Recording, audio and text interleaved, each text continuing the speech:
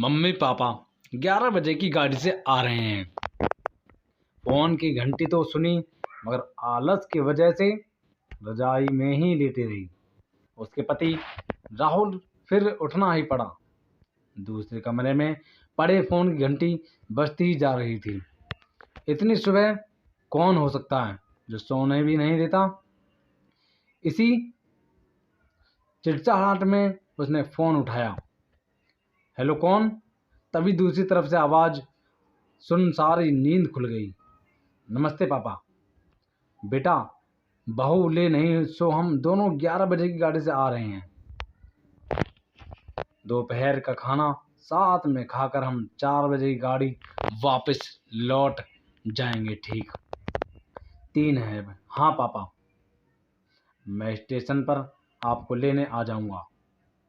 Phone रखकर वापस कमरे आकर उसने रचना को बताया कि मम्मी पा गाड़ी से आ रहे हैं। दोपहर का खाना हमारे साथ ही खाएंगे।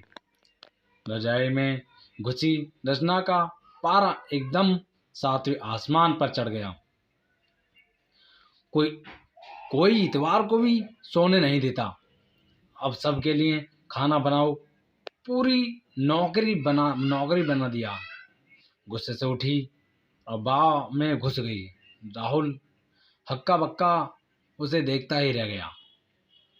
जब बाहर आई तो राहुल ने पूछा, क्या बनाओगी? गुस्से से भरी रचना तुनक के जवाब दिया, अपने को तल के खिला दूंगी। राहुल चुप रहा और मुस्कुराता हुआ तैयार होने में लग गया। स्टेशन जो जाना था, थोड़ी देर बाद गुस्सेल रचना को बोलकर वो मम्मी पापा को लेने स्टेशन जा रहा है। वो घर से निकल गया। रचना गुस्से में बड़बड़ाते हुए खाना बना रही थी। दाल सब्जी में नमक मसाले ठीक है या नहीं परवाह किए बिना बस कड़छी चलाई जा रही थी। पक्का खाना बना। बेमन पराठे तलने लगी, तो कोई कच्चा तो कोई जला हुआ। आखिर उसने सब कुछ खत्म किया। नहाने चली गई। नहा के निकली और तैयार होके सोफे पर बैठ मैगजीन के पन्ने पलटने लगी।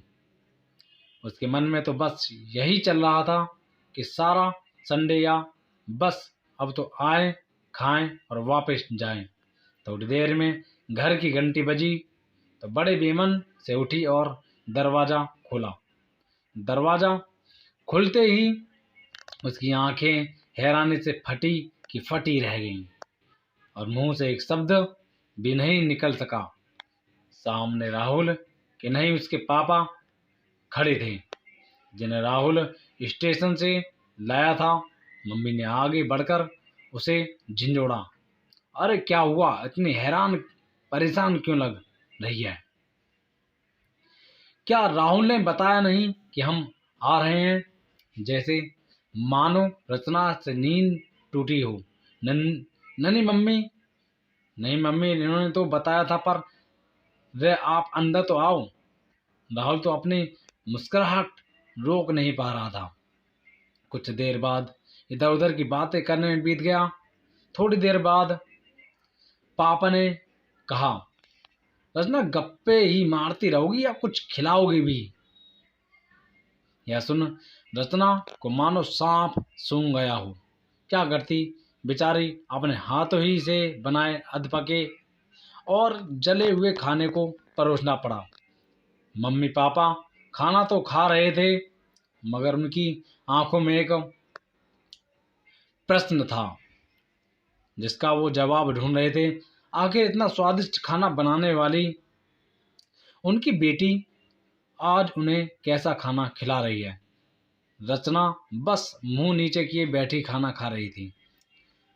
मम्मी पापा से आंख मिलाने की उसकी हिम्मत नहीं हो पा रही थी। खाना खत्म कर सब ड्राइंग रूम में आ बैठे।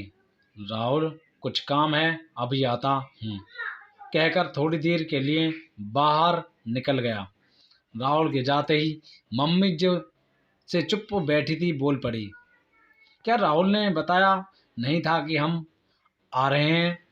तो अचानक रचना के मुंह से निकल गया, उसने सिर्फ यह कहा था कि मम्मी पापा लंच पर आ रहे हैं।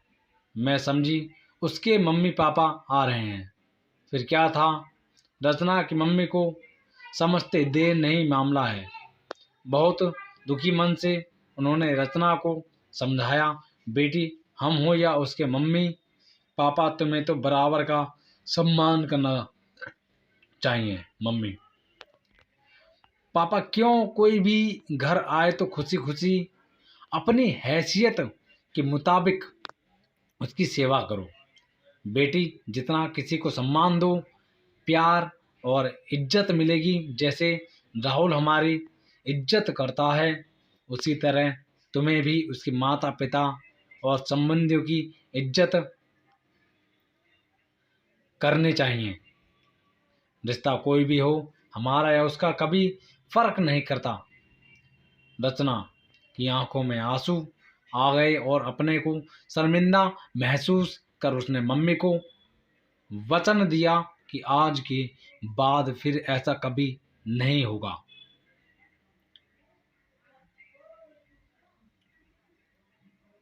Welcome to the my channel,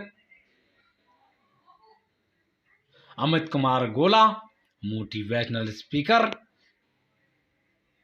national MLM coach. Thank you so much watching my video.